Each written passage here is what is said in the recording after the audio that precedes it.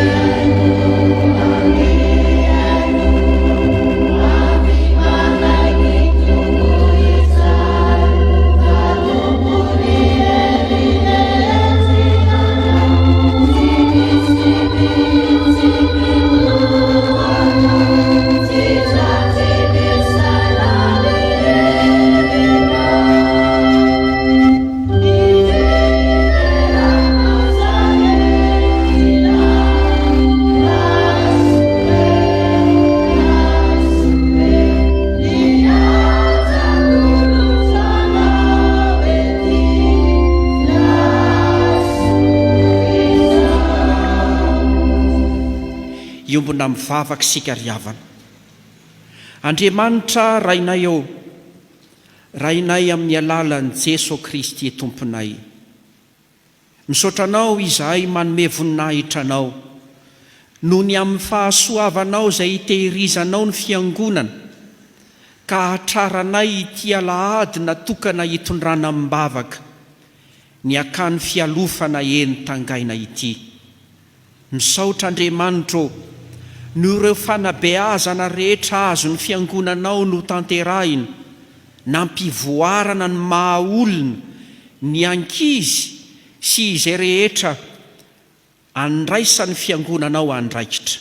Misaotra Andriamanitra fa mamaly vavaka ianao ka azonay miombony atao anatrihanao koa ankehitriny. Makalaza anao izahay noho ny amin'ny fahatsaranao asehonao eo amin'ny fiainanay. Indreto anefa izahay manatona anao amin'ny fomba bebaka manoloana ny fahatsaranao sy ny fitiavanao ary ny fahamasinanao. Fa ratsy izahay, indro izahay tsy mba nahay nanamasina ny tenanay, nefa ny tao aminao hoe aoka ho masina ianareo, satria masina ao Andriamanitra reo. Misaotranao anefa izahay fa raha miaiky ny fahotanay izahay dia mahatoky sy marina ianao ka mamela ny fahotanay ary manadio anay ho afaka amin'ny tsy fahamarinanay rehetra. Koa raisinay amin'ny finoana sy ny fifaliana ny famelan-kelo ka hatolotra ao ny mpanota amin'ny bebaka rehetra. Misaotra raha eo noho ny amin'ny Jesosy Kristy zanakao mifona ao anay eo ankavananao. Ankehitriny ary aoka ny fanahinao masina anamasina anay, hitarika anay amin'izay rehetra ataonay mba ho voninahitra ao irery sy ho fampandrosoana ny fiangonanao. Ka olona no avaoziny indray izahay aoriany izao fanompoam-pivavahana izao. Mivavaka toy izany amin'ny anaranao Jesosy izahay. Amen. Samy mahazo toerana sika rehetra riavana.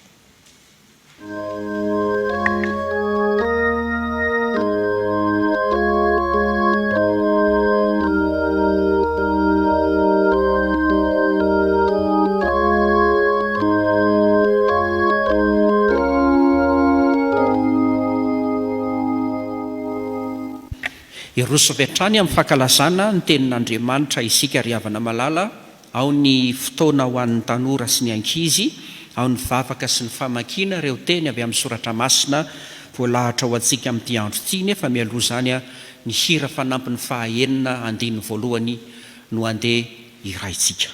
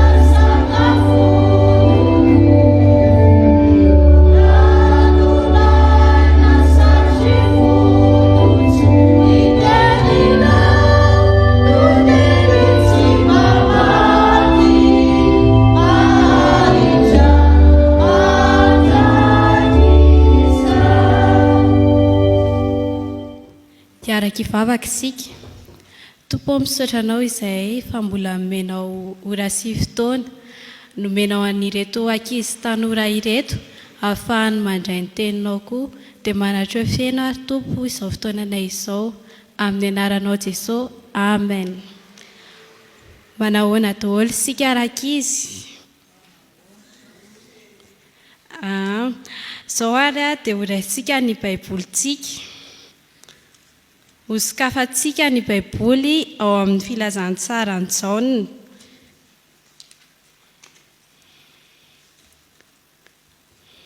Filazantsarany Jaona, toko 17, andininy 17 sy ny andininy 17.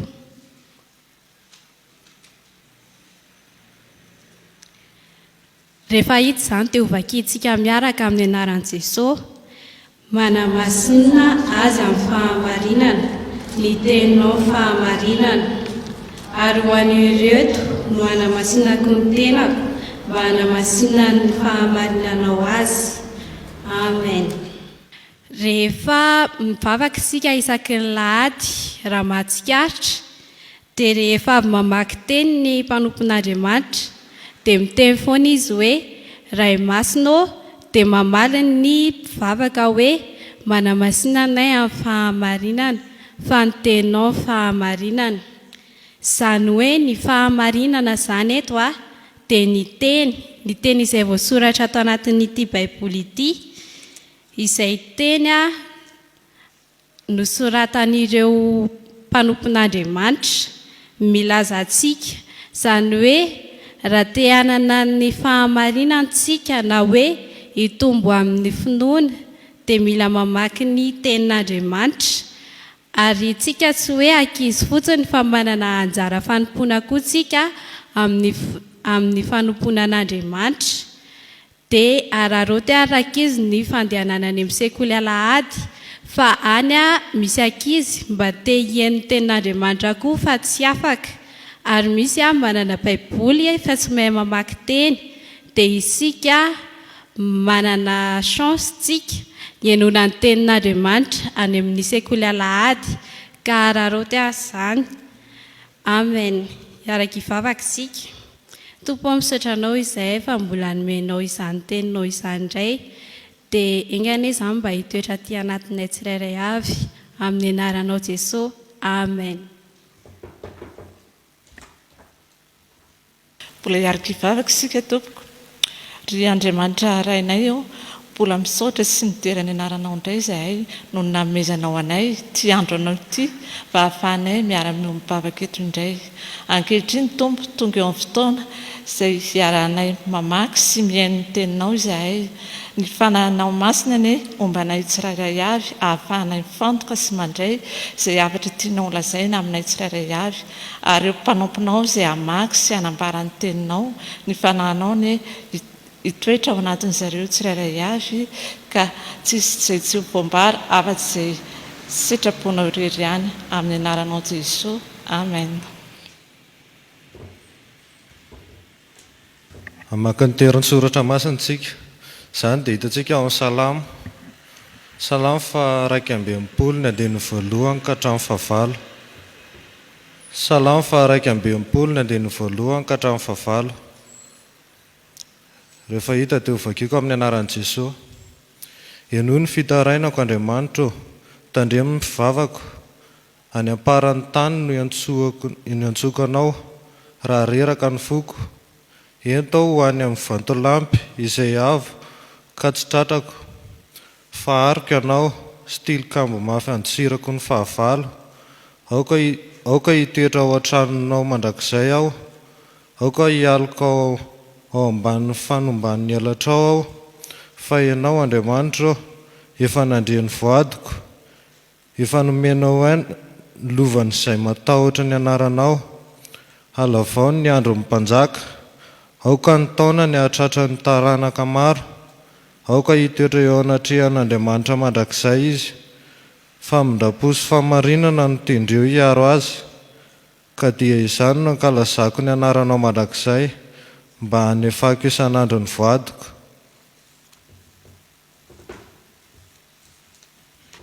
Hotohizantsika ny famakiana ny soratra masina. Izany dia hitantsika ao amin'ny Jaona toko 17 ny andininy 9 ka hatramin'ny 7. Jaona toko 17 ny andininy 9 ka hatramin'ny 7. Rehefa hita izany dia izaho hamaky azy amin'ny anaran'i Jesosy. nasehoko tamin'ny olona izay nomenao ahy avy tamin'izao tontolo izao ny anaranao. Anao ireny ka nomenao ahy ary notandremany ny teninao. Fantany ankehitriny fa avy taminao izay rehetra efa nomenao ahy, fa ny teny izay nomenao ahy dia nomeko azy kosa. Ary noraisiny ka fantany marina tokoa fa avy taminao aho, ary nino izy fa ianao no naniraka ahy. Izao mangataka ho azy, tsy mangataka ho an'izao tontolo izao aho, fa ho an'izay nomenao ahy, satria anao izy. Ary izay ahy rehetra dia anao, ary izay anao dia ahy, ary efa ankalazaina eo aminy aho, ary tsy ho eto amin'izao tontolo izao intsony aho, fa izy reto no eto amin'izao tontolo izao. Ary izao mankany aminao, ray masino tehirizy ireo amin'ny anaranao izay nomenao ahy, mba ho ray ihany izy tahaka ny mahiray antsika. Raha mbola eto aminy aho dia nitahiry azy tamin'ny anaranao izay nomenao ahy, ary notandremako izy ka tsy misy very, afa-tsy ilay zanaky ny fahaverezana ihany, mba hatateraka ny soratra masina. Fa ankehitriny mankany aminao aho, ary izany teny izany no lazaiko eto amin'izao tontolo izao, mba hanana ny fifaliako tanteraka ao aminy. Efa nomeko azy ny teninao, ary alan'izao tontolo izao izy, satria tsy naman'izao tontolo izao, tahakay tsy naman'izao tontolo izao, tahakay tsy naman'izao tontolo izao. Izao tsy mangataka aminao mba hampiala azy amin'izao tontolo izao, fa ny mba hiaro azy amin'ny ratsy. Tsy naman'izao tontolo izao izy, tahakay tsy naman'izao tontolo izao. Manamasina azy amin'ny fahamarinana, ny teninao fahamarinana, tahaka ny nanirahanao ahy ho amin'izao tontolo izao, no mba nanirahako azy kosa ho amin'izao tontolo izao. Ary ho any reto no hanamasinako ny tenako, mba hanamasina ny fahamarinanao azy. Hofarana antsika amin'ny vaky teny araka izay hitantsika ao amin'ny epistily nosoratan'i Jakoba. Jakoba toko voalohany ny 9:20 ka hatramin'ny 7:20.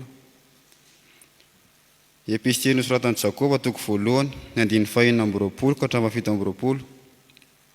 Aminaran'i Jesosy: raha misy manao azy ho mpivavaka nefa tsy mameny vavany, fa mamitaka ny fony, dia zava-poana ny fivavahana izany olona izany. Izao ny fivavahana madio sady tsy misy loto eo anatrehan'Andriamanitra iray, ny mamangy ny kamboty sy ny mpitondra tena amin'ny fahoriana, sy ny miaro ny tena tsy hisy pentipentina avy amin'izao tontolo izao. Amen. Ndray masina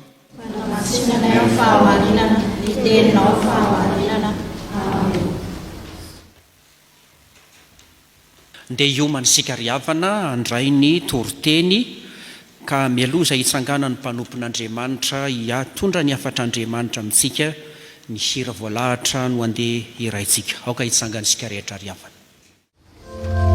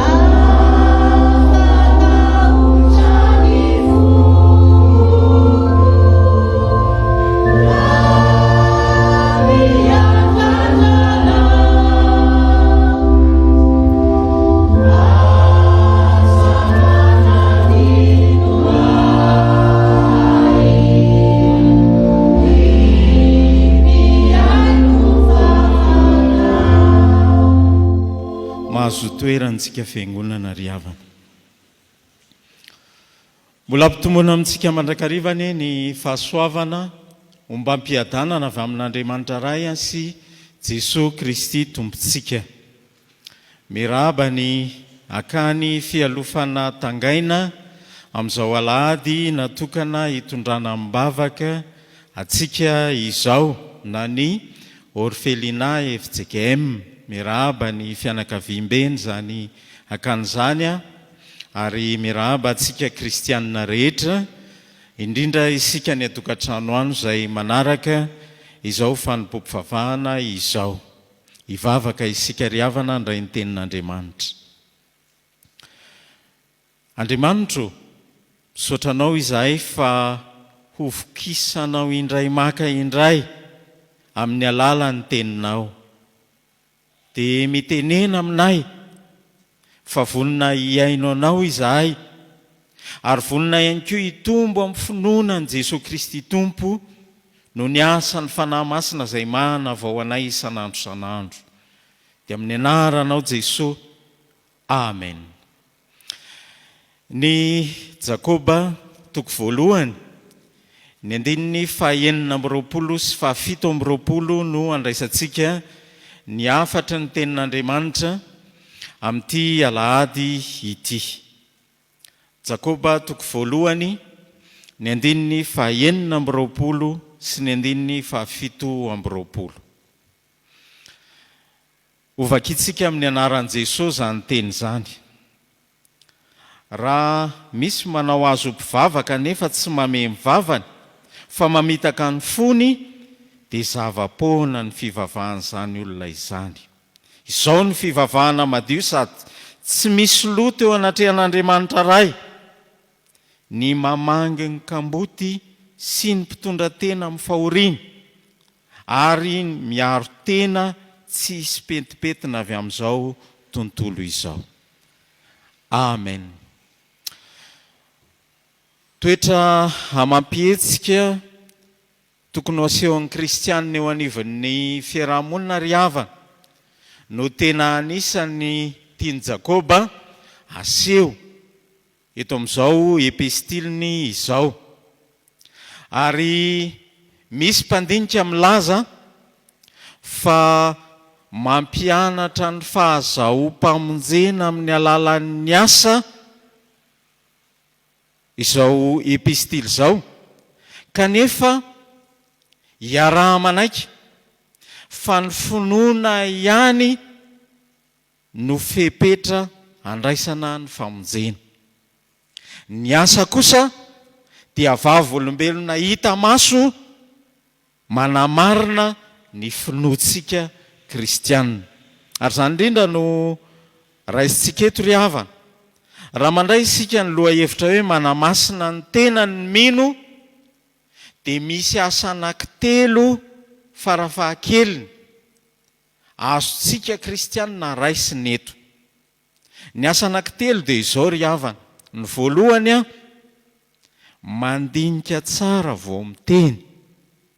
Raha te hanamasina ny tenanao ianao dia asa voalohany maninona tsara hoe mandinika tsara vao miteny. Ny faharoa, miahy ireo mila vonjy. Tena asan'ny kristianina zany raha te hanamasina ny tenany izy, maninona hoe miahy ireo mila vonjy. Ary ny fahatelo, raha te hanamasina ny tenany kristianina ny asa fahatelo izay azontsika raisiny eto, dia ny miambina mandrakariva. Averintsika kely, maninona? Miambina mandrakariva. Ny voalohany ary raha te hanamasina ny tenany tenantsika isika kristianina, dia mandinika tsara aloha vao miteny. Ahoana ny soratra masina eto? Raha misy manao azo mpivavaka nefa tsy mameny vavany fa mamitaka ny fony, dia maninona? Zava-poana ny fivavahana zany olona zany. Ny teny ry havana izay mivoaka avy amin'ny lela, le hoe mameny vavy eto, dia raha ny dika teny dia hoe mameny lela ilay tenenana, ilay teny, fehezina ny teny, fehezina ny lela, mba hanambara ny hatsaran'Andriamanitra, hahatonga ny olona iray ho kristianina. Ary ny teny izay tenenina dia aina, ny teny izay tenenina dia mamelona mandrakariva, ary ny teny dia fiainana. Ozy ny olona ray hoe ny matiny tsy miteny tsony. Zany hoe rehefa tsy miteny zany tsika olombelona dia maninona tsika izay? Maty tsika izay, tsy misy fiainana. Noho izany fehezina ny teny, fa matetika manahirana ny teny ary tsy manamasina ny tenantsika ny teny tafahoatra. Hafahafa ry havana ny olona rehefa ataon'ny olona hoe ary ohatran'ny lava lela roatra ilay olona iny a, tena mahamenatra. Na koa be resaka loatra ny olona, dia ny malagasy aza ny teny hoe avadika impiry ny lela vao miteny, avadika impito ny lela vao miteny, zany hoe mieritseritra tsara mba tsy hiteny zavatra mihoatra noho izay tokony tenenina ka tsy hahatonga ny fahamasinana ny toetra ao amintsika. Misy fiantraikany amin'ny toetena ry havana izany teny lazaintsika izany, satria voalaza eto dia misy fiantraikany amin'ny fo zany. Zay ambarantsika dia manambara ny ao am-pontsika ary afantaran'ny olona hoe manahoana moa ny ao am-pon'ity olona ity. Matetika rehefa tezitra isika dia tsy voafetsony ny teny, dia miteniteny foana ny olona indraindray satria tsy voasaina. Noho izany raha misy manao azo mpivavaka dia tokony haninona izy? Mahafehy ny vavany sy ny lelany, tsy hiteniteny foana izy. Zava-pohona ny fivavahana raha tsy mahay mameno vava isika. Ny soratra masina ry havana ao amin'ny obolana fahafito, ny 7:20 dia miteny toy izao ny hoe ny teny maro tsy ilaozan'izay ota, fa izay mahatana ny molony no endry. Izay mahay mifeny teny havoakany zany no endry ary Jesosy. Ao Mateo 9:7 dia hoy izy hoe ary raha mivavaka ianareo dia aza manao teny maro foana tahaka ny jentilisa. Izay rehetra tsy mahafeny teny izay omen'Andriamanitra azy zany ka manao zavatra hafa dia tahaka ny jentilisa izy. Tandremo ary havana ho antsika kristianina, ho anareo rakizy a, ny olona be resaka dia sahirana satria indraindray tsy laozanota ny teny maro, fehezo ny vavantsika. Fa indraindray eny anaty taxi be eny dia eny no ahitanao ny fiainana rehetrarehetra. Vao voakitika kely ny olona, miakatra ny feo, miady ny farany. Ary amin'izao fotoana dia tena tsy azo kitihana ny olona. Asa nanon'ny fiainana hatrehana, nanon'ny zava-misy enjehana ry havana, fa aoka handinika aloha vao miteny fa izany no afatry ny soratra masina. Mahamasina ny tenantsika amin'ny maha-kristianina antsika ny fandiniana izay ho lazaintsika, satria Andriamanitra ilay tompon'ny teny ka nanao ny famoronana hatramin'ny voalohany no manafatra antsika, mananatra antsika amin'ny alalan'izao teny izao hoe raha te ho mpivavaka isika aoka hameno vavantsika, ary Jesosy Kristy no mitaona antsika. Fa raha mivavaka isika dia aoka isika samy hanao teny izay antonona amin'ny maha-kristianina antsika. Ny faharoa ry havana dia izao, mijery ireo mila vonjy. Raha tena namasina ny tenantsika isika dia aoka hijery ireo mila vonjy manampy ny kamboty. Eo ambany eo dia zao ny teneny ry havana amin'ny 7:20 manao hoe izao ny fivavahana madio sady tsy misy loto ao anatrehan'Andriamanitra ray dia ny maninona ozy mamanga ny kamboty sy ny mpitondra tena amin'ny fahoriana.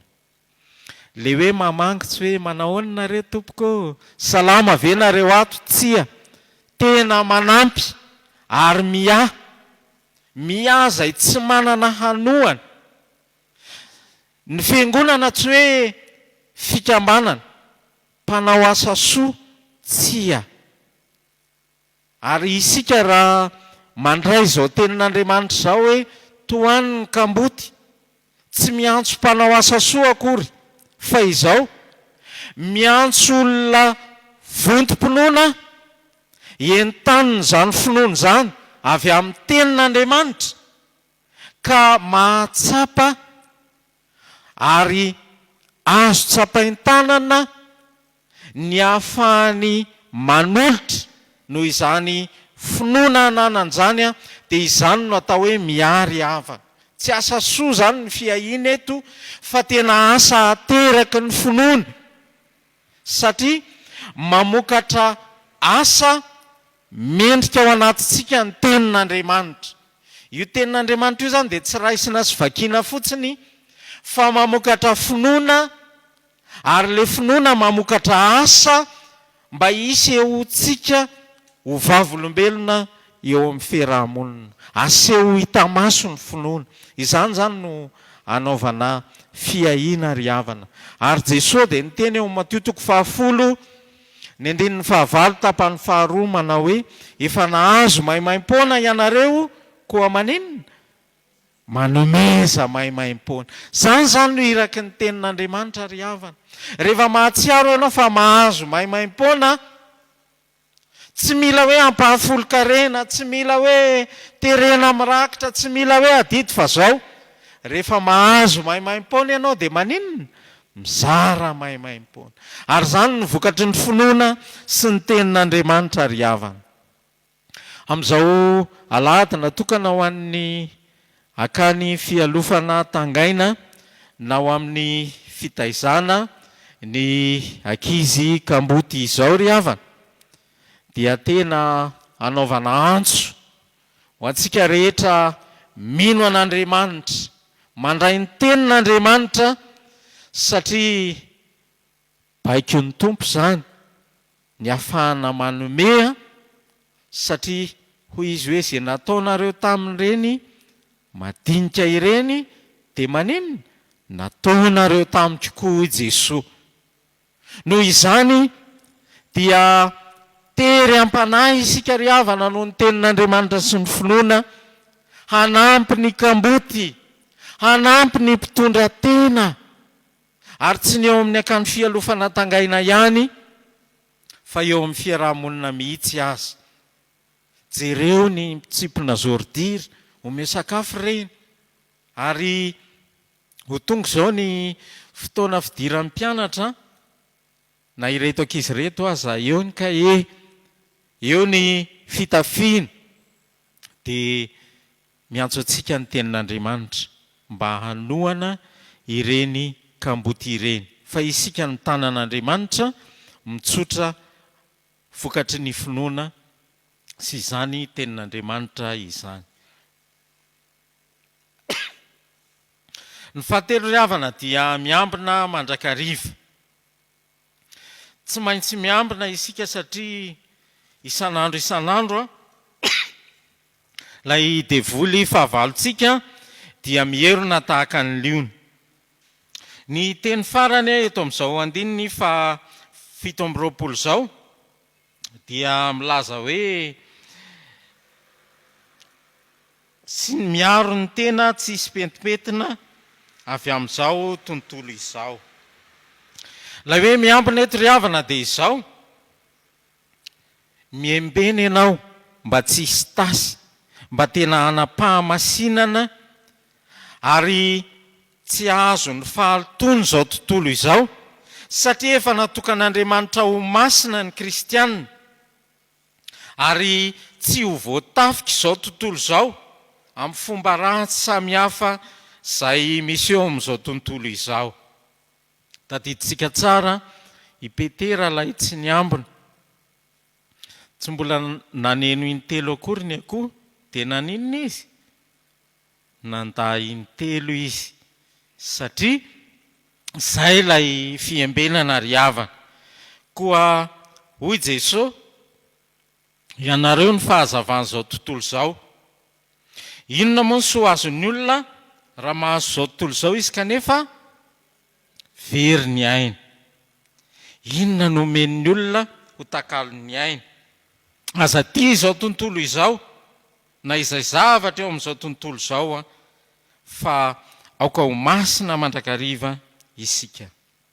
Be dia be ry havana no fakapanahy amin'izao fotoana izay mahazo ny olona eo amin'izao tontolo izao. Eo ny ady, eo ny vola, eo ny fahasarotan'ny fiainana, eo ny lamaody any ampitan-dranomasina samihafa.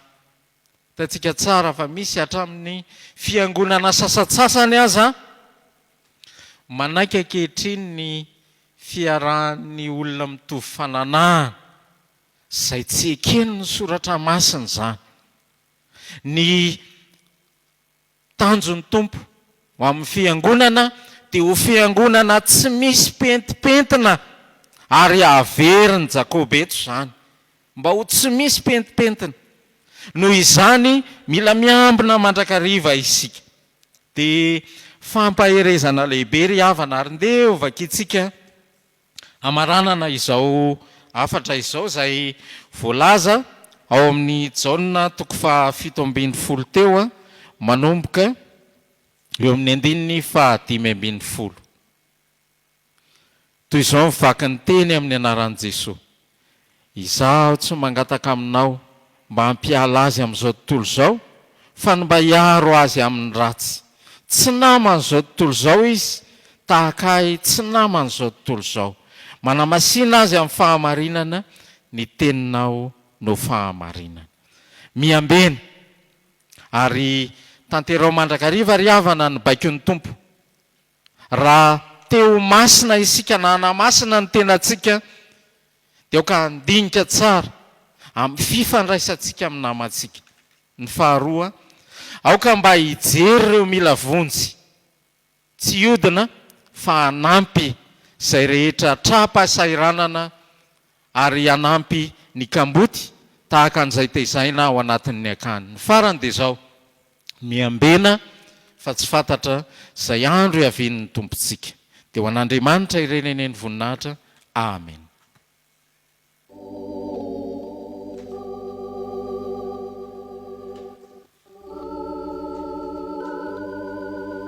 Hivavaka isika ry havana. Andriamanitra rainay, misaotra anao zahay noho ny fitiavanao anay. Tsy mangina ianao fa manambara aminay mandrakariva ny sitraponao izay tsara sady ankasitrahana ny marina. Misaotra Tompo fa nampianatra anay ianao anio. Raha teo masina ny tenanay izany, dia mandinika tsara vao miteny. Mifona aminao izay Tompo, ny amin'ireo teny foana rehetra nataonay, ka nampalahelo anao Andriamanitra. Eny, nampalahelo ny hafa koa aza. Mamindrafo aminay, mamela ny elokay, fa diso izahay.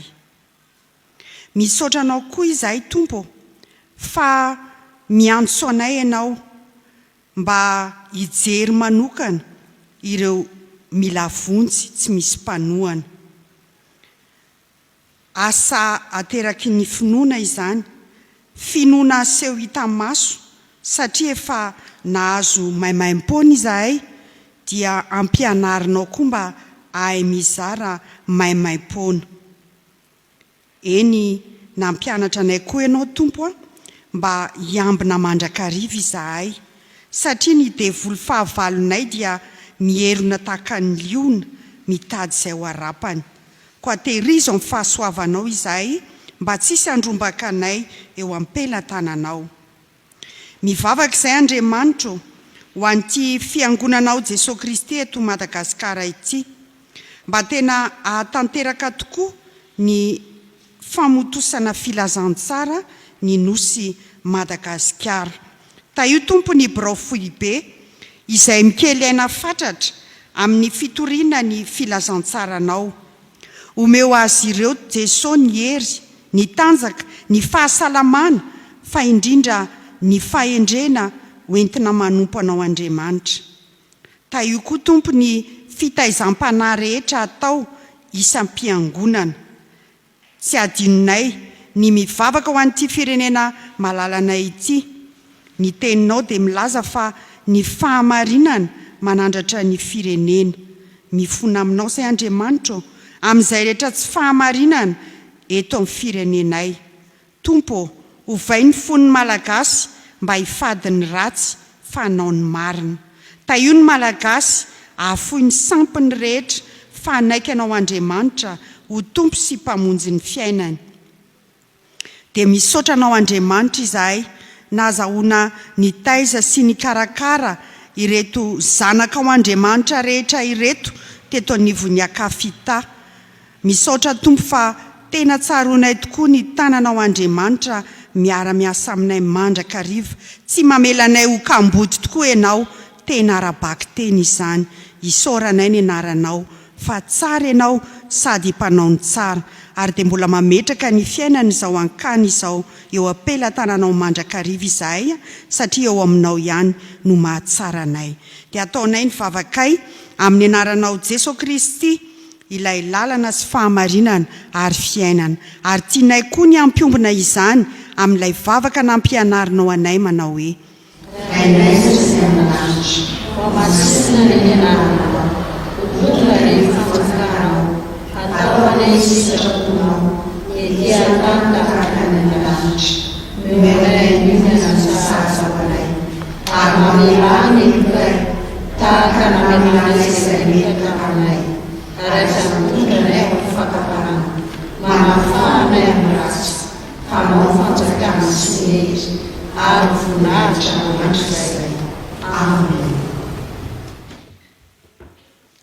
tonga zao ny fotoana riavana izay anambarantsika ny finoantsika.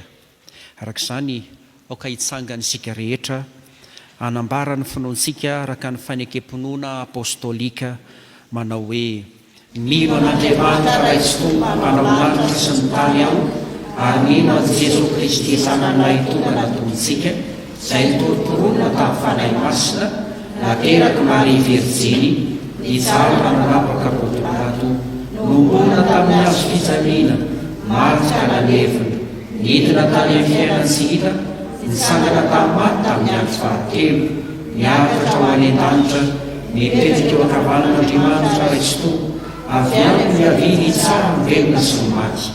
Mino fanahy masina aho, ny fiangonana masina mahalerana izao tontolo izao, fifimbonana ny olona masina, ny famelan-keloka, fitsanganana tena maty, ary ny fiainana mandry izay. Amen. Mahazo toerana antsika rehetra riavana. Ry havana malala rehetra ao amin'ny tompo, ho amintsika mandrakarivany ny fahasoavana sy ny fiadanana avy amin'ilay Andriamanitra ray sy Jesosy Kristy tompo. Misaotra an'Andriamanitra isika noho ny amin'ity androandroany ity izay ahafahantsika miara-miombona amin'ny alahady natokana hitrotronam-bavaka ny akany fialofana tangaina. Araka izany dia maneho fisaorana ny Fohibe FJKM isika, ny AFIFAB, ny Synodam-paritany Antananarivo Atsinanana, ary ny FJKM Akadindramamy Fahazavana izay nanaiky ho mpiara-miasa amin'ny fanatanterahana izao fanompoam-pivavahana izao. Amin'ity andro ity ry havana, tahaka ny efa fanao nandritry ny taona vitsivitsy izay, dia misy ny hetsika atao hoe tontolo andro akafita izay tanterahana ao amin'ny FJKM Atsimamasina. Ka ny maraina dia misy fanompoam-pivavahana iarahana amin'ny kristianina rehetra sy ireo komity ny akany fialofana tangaina izay hanomezana valosoa indrindra koa ireo ankizy izay mendrika tamin'ny ity taona ity. dia izany fotoan'izany koa niarahana misaotra an'Andriamanitra noho ny amin'ity alahady ity. Ny tolakandro kosa dia manasa antsika menakavy ao amin'ny FJKM Atsimo Mahamasina ihany amin'ny rindran-kira ara-pilazantsara izay iarahana amin'ny antoko-pihira Hosana Ambojatovo Fitiavana. Izany hetsika izany dia tsy misy vidim-pidirana fa valom-pifanasana kosa no zaraina amintsika menakavy mba hahafahana manolotra izay rehetra fotsika ho fanohanana ny akany fialofana tangaina. Dia amin'izany fotoan'izany raha teo koa moa araka ny mahazatra antsika ny fanangonana ireo fitaovam-pianarana ho an'ny ankizy amin'izao taom-pianarana vaovao izao. Toy izao ary havana ny hafatra ho antsika amin'ity alahady ny akany fialofana tangaina ity. Ary ny zanany ahazo fialofana ho abolana 720 tapany B. Ry havana, ho aminareo any ny fiadanan'ny tompo, faly miarahaba-tsika amin'ny anaran'ny tompo Jesosy izahay. 9 taona izao nahatoby fitezana zazakamboty ny tao an-tangaina. Ankehitriny izy dia misalotra ny anarana hoe akany fialofana tangaina. Kanefa dia tsy manova ny tanjony sy ny tarigetrany izany dia nosolona ankohonana ho an'ireo zazakamboty tanteraka avy amin'ny fianakaviana tena sahirana mba hananana izy ireo ho avy mamiratra any aorinany. Efa manohy ny ezaka rehetra isika mba tsy handraraka ilombian-doha amin'ny fiahiana azy 7 mianadahy izay tezainao ankehitriny. Na eo aza ny fahasahiranan'ny andavanandrom-piainana dia mizotra tsara ny fianaran'izy ireo amin'ny ankapobeany. Tsara ny vokam-panadinana ary tsapa ho mivoatra koa ny toe-po entin'izy ireo miatrika ny fiainany andavanandro. Tsy irery raha teo ny akany satria misy antsika rehetra manohana ka mampiatsara ireo tinaiza ireo fa sarobidy izy ary maniraka mpanompo mandrakariva amin'ny tompo hiahy azy ireo amin'ny fomba samihafa. Toy ny mahazatra ry havana dia ny volana Aogositra sy ny Septambra toy izao no ifanomezantsika tanana amin'ny fitapidirana azy ireo an-tsekoly. Na izany aza dia miezaka kosa ny akany mba hirosy miandalana amin'ny fampamokarana mba hirosoana tsikelikely amin'ny fahaleovantena ara-bola sy mba hahafahana mandray ankizy misimisy kokoa hatrany. Sady loharanom-bola no fampiofanana ho an'ireo tinaiza no anton'ireo famokarana vokatra isan-karazany ilaina amin'ny fiainana andavanandro ireo. Ity taon'ity koa dia mariny fanavaozana ny tao-piasan'ny talepitantana ny akany atao anatin'ny 4 taona manaraka indray koa dia apetratsika amin'ny tompo ny fahatanterahana izany. Tsy efa nahirery ny fiahiana ireo kamboty ireo fa isaorana tokoa isika izay efa manohana ny akafita hatramin'izay ka mandraka ankehitriny sampana fohibe, synodam-paritany, fiangonana sampana, fikambanana ary olon-tsotra. Ny tompo hamaly fitianareo amin'ny fanampiana sy ny rakitra ary ny fitsidiana ho mba paherezana ataonareo. Matoky ny tompo izahay fa mandra-piaviny dia hiara mifanohana isika. Kosa mi mahereza ry havana ho an'Andriamanitra irery any ny voninahitra. Ny filohan'ny filakevim-pitatahana, ny mpitandrina Andrianay Erika, ny talehan'ny akany fialofana tangaina Ramatoa, Randrianay Voarivelo Bebiasina. Raha mahavory rakitra isika ry havana na manana fanampiana azo atolotra ho an'ny akany dia azo aterina mivantana eny amin'ny akany fialofana tangaina ampitatafika ambony izany na aterina ao amin'ny fobe FJKM varavarana Rosy-Roanjato. Azontsika atao koa ny miantso ny taleha amin'ny laharana 834 9 An'Andriamanitra irery ny voninahitra. Amen.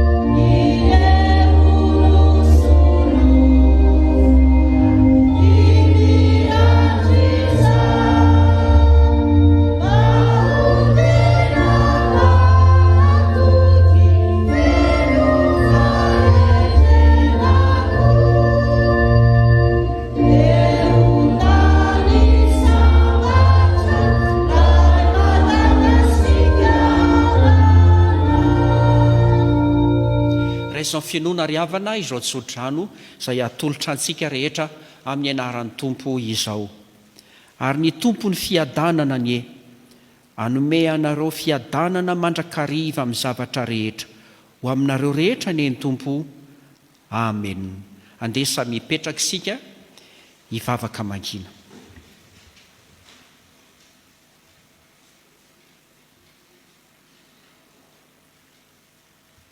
Ho an'Andriamanitra irery ihany eny ny voninahitra amin'ny anarany Ray sy ny Zanaka ary ny Fanahy Masina. Amen. Misaotra anao zahay nanaraka ny fandaharana izay natolotry ny Fiangonan'i Jesosy Kristy eto Madagasikara tamin'ity alahady maraina ity. Ny akany fialofana tangaina no nitarika izany fampopivavahana izany. Inoana sy antenaina fa nahazahoana ao aim-panahy ary nampitombo ny finoana izay tao anatinao. Anisany voalaza tao anatin'ny tenin'Andriamanitra teo ny fifehezana ny lela ary nolazain'ny mpanompon'Andriamanitra ihany koa ny hoe ny fanaova-tsoa dia tsy hoe asa fanasoavana miantso mpanao asa fanasoavana ihany akory fa teren'ny finoana, fahatsapana ny finoana izay aseho amin'ny alalan'ny asa ao anaty. Dia izay no manery antsika hanohana ireny toerana ireny. Dia ho an'Andriamanitra irery ny voninahitra tamin'izay rehetra vita androany ary ho amintsika kosa ny fiadanan'ny tompo. Manome fotoana anao izahay ho amin'ny heriny an'io toy izao indray. Veloma tompoko.